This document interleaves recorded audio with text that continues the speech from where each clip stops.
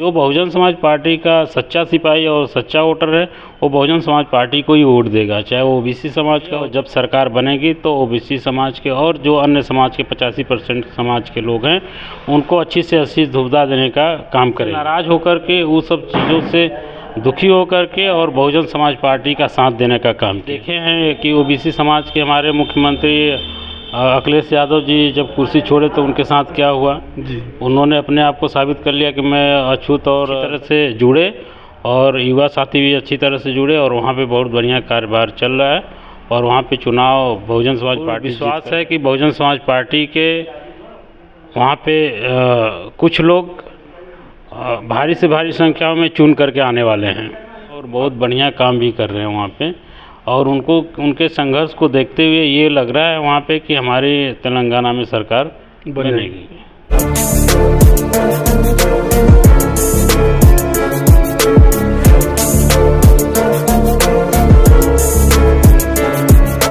नमस्कार, मैं गिरिजा प्रसाद और आप देखना शुरू कर चुके हैं बदलते भारत। बहुजन समाज पार्टी के विधानसभा अध्यक्ष मौजूद हैं यहाँ पे। मैं उनसे कुछ बातें करूँगा कि क्या जिस तरह से मीडिया में चल रहा है बहुजन समाज पार्टी को लेकर के,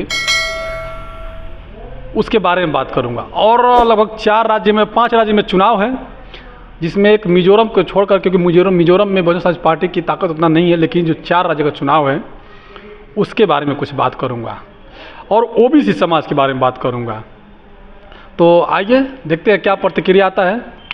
पहले तो आपको हमारे चैनल पर स्वागत है sir. Thank you sir. Bahujan Samaj Party इन दिनों मतलब मीडिया से गायब है, जो मेन स्ट्रीम मीडिया है उससे गायब है, या फिर जानबूझकर गायब किया गया है, इस पे पहले आप बताइए।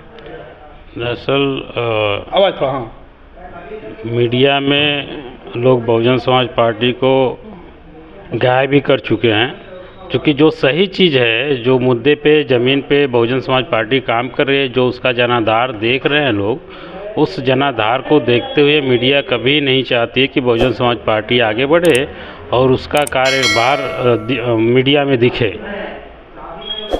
अभी 4 राज्य का चुनाव चल रहा है, 5 राज्य का चुनाव है, लेकिन 4 राज्य का मैं बात कर रहा हूँ, क्योंकि वहाँ पे जहाँ पे मिजोरम में है वहाँ पे कुछ खास नहीं है, क्योंकि बहुत ये पड़ता है।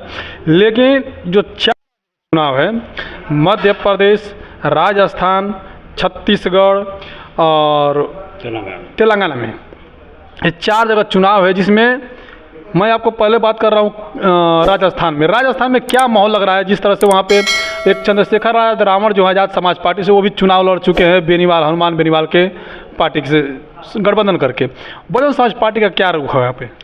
देखिए, राजस्थान की अगर बात कहें तो राजस्थान में बहुजन समाज पार्टी का वर्चस्व बहुत ही अच्छा है।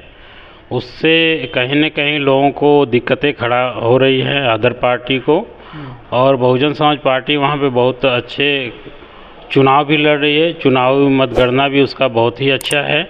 और इस बार पूर्ण विश्वास है कि बहुजन समाज पार्टी के वहाँ पे कुछ लोग भारी से भारी संख्याओं में चुन करके आने वाले हैं। अगले चुनाव में वहाँ पे 6 विधायक जीत कर आए थे, जिसमें कि कांग्रेस को समर्थन में गए, लेकिन कांग्रेस ने उन्हें अपने पार्टी में ही उनको ला लिया, यानी खरीद फरोख्त कर करके, जो पूरे उनकी तरफ से पार्टी की जो बहुजन समाज पार्टी के वहाँ पूरा बिखर गया। इस पे क्या?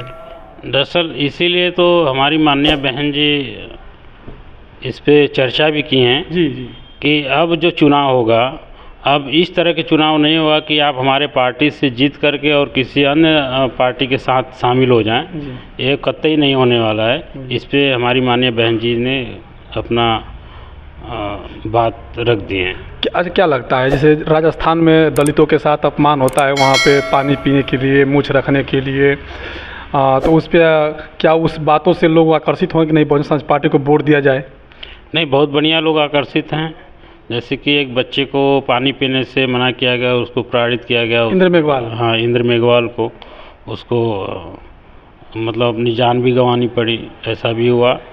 तो वहाँ पे ये सब देख करके, माहौल देख करके बहुजन समाज पार्टी में लोग बड़ी अच्छी तरह से जुड़े और युवा साथी भी अच्छी तरह से जुड़े और वहाँ पे बहुत बढ़िया कार्यभार चल रहा है और वहाँ पे चुनाव बहुजन समाज पार्टी जीत करके आने। मध्य प्रदेश को लेकर क्या कहेंगे? मध्य प्रदेश में भी अच्छा कार्यक्रम चल रहा है अपना, और मध्य प्रदेश में भी काफ़ी जनसंख्या में लोग बहुजन समाज पार्टी से जुड़े और नए नए युवा साथी भी जुड़े। वहाँ पे सुनने में आ रहा है कि ओबीसी समाज जो है कि कांग्रेस से और जो बीजेपी से काफ़ी नाराज़ है।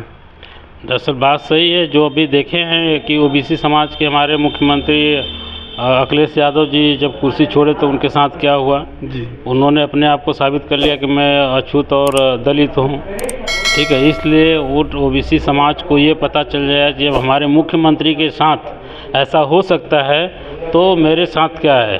तो इसलिए लोग उस चीज़ से नाराज़ होकर के, उस सब चीज़ों से दुखी होकर के और बहुजन समाज पार्टी का साथ देने का काम किया।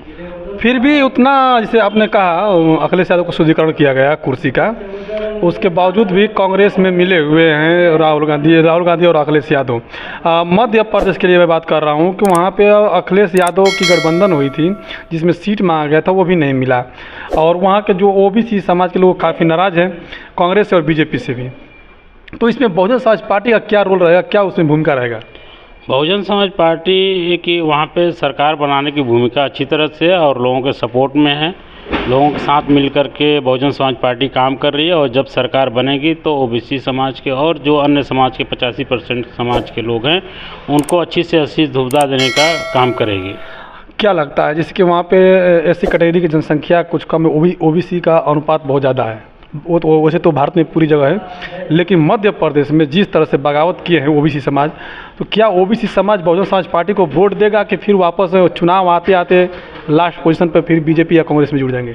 नहीं, देखिए ऐसा तो हम नहीं कर सकते, लेकिन इसमें बहुत कई दल के लोग होते हैं। जो वोटर होते हैं वो तरह तरह की मानसिकता रखते हैं और तरह तरह के लोग भी हैं, उनके नेता भी तरह तरह के लोग हैं जो कि अपने समुदाय के लोगों को कन्वर्ट करके और कुछ ले करके बिकाऊ टाइप के लोग होते हैं। तो उस वोट का मैं गिनती नहीं करता हूँ, न उसके पक्ष में जाता हूँ। जो बहुजन समाज पार्टी का सच्चा सिपाही और सच्चा वोटर है वो बहुजन समाज पार्टी को ही वोट देगा, चाहे वो ओबीसी समाज का हो चाहे एससी समाज का। कि ऐसा है कि ओबीसी समाज काफ़ी नाराज़ था जैसे स्वामी प्रसाद मौर्य को लेकर, जब गए तो बीएसपी का दामन जब छोड़े स्वामी प्रसाद मौर्य जी, तो उसमें काफ़ी लोग छोड़ चुके थे बीएसपी मौर्य समाज के। लेकिन अभी जिस तरह से आए दिन कहीं ना कहीं घटनाएं होती है ओबीसी समाज के लोग के लेकर, जाति जनगणना जो है उसको लेकर के तो बहुत तरह से तमाम उसमें खबरें आया जिसमें ओबीसी को मतलब कि हिंद की दृष्टि से लोग देखा गया। और ये सरकार किया, जो ओबीसी समाज से सरकार भी शिवराज सिंह चौहान आते हैं वो भी एक किए, तो उसमें क्या नाम है, क्योंकि मोदी जी भी हमारे ओबीसी से हैं और उन्होंने भी आरक्षण के लागू जो आरक्षण जो लाए वो भी मतलब कि एक हिंसा के नज़र से लाए, उनको पूर्ण रूप से लागू नहीं कर पाया। नहीं, वो लागू करे कि ना करे वो तो बात की बात है, लेकिन हमारे महापुरुष ने ओबीसी समाज के लिए आरक्षण जो दिया था वो तो 50% पहले ही दे दिए थे छत्रपति साहू जी महाराज जी ने। जी, ठीक है, लेकिन उस पर लोगों का ध्यान गया नहीं। वो बड़े बनने के चक्कर में वो भी समाज अपना अस्तित्व जो है कि जो आरक्षण खो दिया। ठीक है, अब खोने के बाद अब वो चिल्ला रहे हैं कि नहीं मुझे आरक्षण चाहिए, आरक्षण चाहिए। और उस समय तो बाबा साहब की दिमाग की बातें तो उन लोगों को धस नहीं रही थी कि नहीं बाबा साहब ने संविधान में क्या लिख कर गया है और क्यों ऐसे कर रहे हैं। तो उस समय तो नहीं था, उस समय बहकावे में लोग आ गए।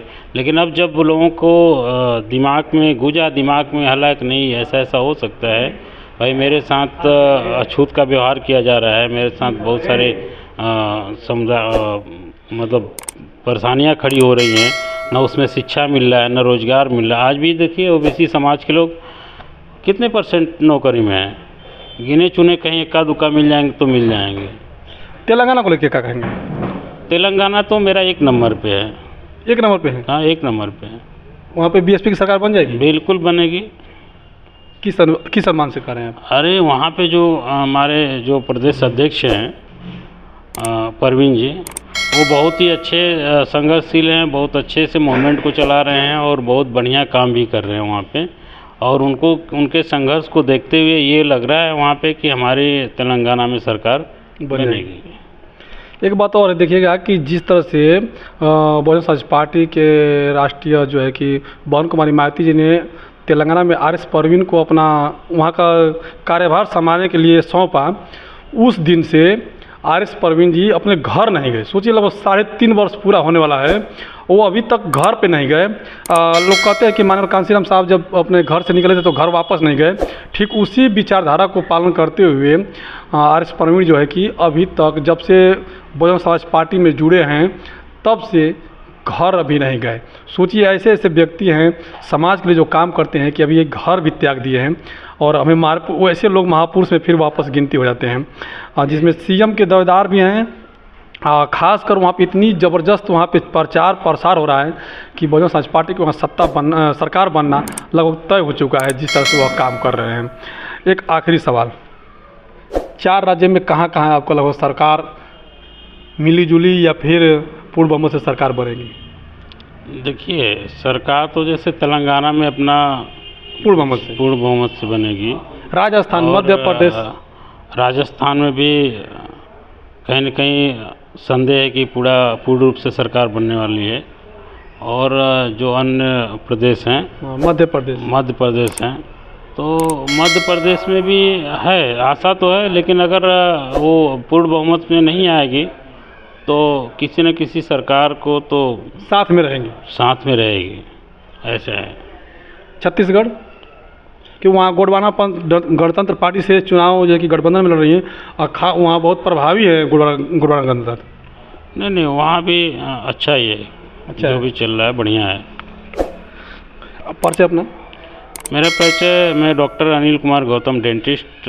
मैं बहुजन समाज पार्टी के 84 विधानसभा के विधानसभा प्रभारी। तो ये गौतम जी हैं। आप सोचिएगा कि ऐसे ऐसे मतलब कि लोग हैं अभी जो समाज के लिए काम भी करते हैं, मिशन मूवमेंट के लिए भी काम करते हैं, पार्टी के लिए भी काम करते हैं। और बहुजन समाज पार्टी से काफ़ी लोगों में मतलब कि दिलचस्पी इस बात को है कि वो मिशन मूवमेंट के लिए बहुजन समाज पार्टी भी काम करता है। माननीय कांशीराम साहब ने कहा था कि यह पार्टी नहीं, एक मिशन मूवमेंट है और लोग मिशन के लिए काम करते हैं। तो यहाँ पे जितने लोग बहुजन समाज पार्टी, खासकर SC ST OBC की जो समाज के लोग हैं, वो पार्टी के लिए काम करते हैं और ये मिशन मूवमेंट के लिए काम करते हैं। हो सकता है जो अपर कास्ट के लोग BSP से जुड़ते हैं विधानसभा में या फिर लोकसभा में, तो वो अपने सीट के लिए चुनाव लड़ते हैं, अपने पार्टी के लिए लड़ते हैं, लेकिन जो बहुजन समाज पार्टी कार्यकर्ता है वो मिशन मूवमेंट के तौर पर वो काम करते हैं। आप लोग यह वीडियो अच्छा लग रहा है तो वीडियो को शेयर कीजिएगा। और बदलते भारत पहली बार तो चैनल को सब्सक्राइब करें, लाइक करें, कमेंट करें। शुक्रिया।